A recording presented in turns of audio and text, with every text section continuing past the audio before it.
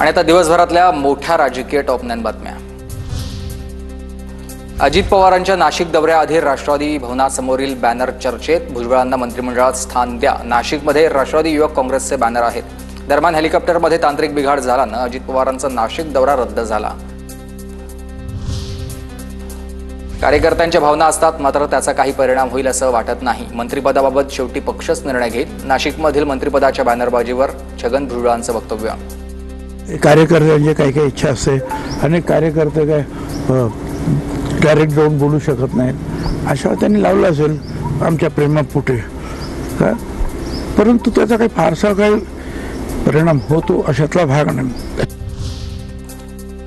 मी राजीनामा दिला होता, मात्र तो स्वीकारला नाही, समीर भुजबळांचं वक्तव्य। तर समीर भुजबळांची हकालपट्टी केल्याचं अजित पवारांनी सांगितलंय। ईडी सीबीआय पासून वाचण्यासाठी समीर भुजबळ अजित पवारांच्या पुढे करतायत। सुहास कांदेंचा निशाणा।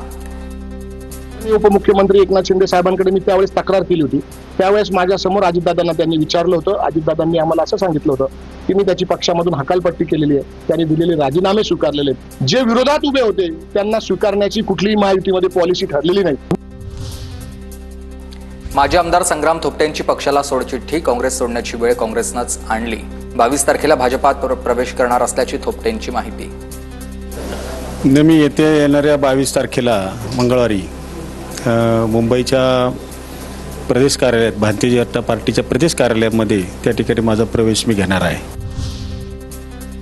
पुण्यामध्ये काँग्रेसला गळती। संग्राम थोपटे पाठोपाठ युवक काँग्रेस प्रदेश सरचिटणीस रोहन सुरवसे पाटील यांचा राजीनामा।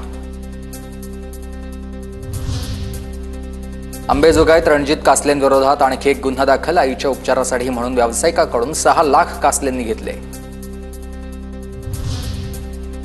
बडतर्फा रणजित कासलेला निवडणूक ड्युटीज नव्हती आणि कासलेचे दावे तथ्यहीन आहेत। निवडणूक आयोगाचं स्पष्टीकरण। निवडणुकीमध्ये परळीत बंदोबस्ताला असताना ईव्हीएम मशीन असलेल्या ठिकाणाहून आपल्याला हटवलं, कासलेचा दावा।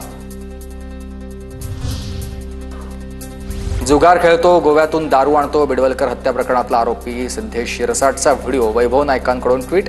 आकाचा वरदहस्त असल्याशिवाय एवढी हिंमत कशी काय होऊ शकते? नायकांचा पुन्हा निलेश राणेंवर आरोप। नागपूरमध्ये मुख्यमंत्री फडणवीसांचा जनता दरबार। फडणवीसांच्या जनता दरबारासाठी नागरिकांची मोठी गर्दी।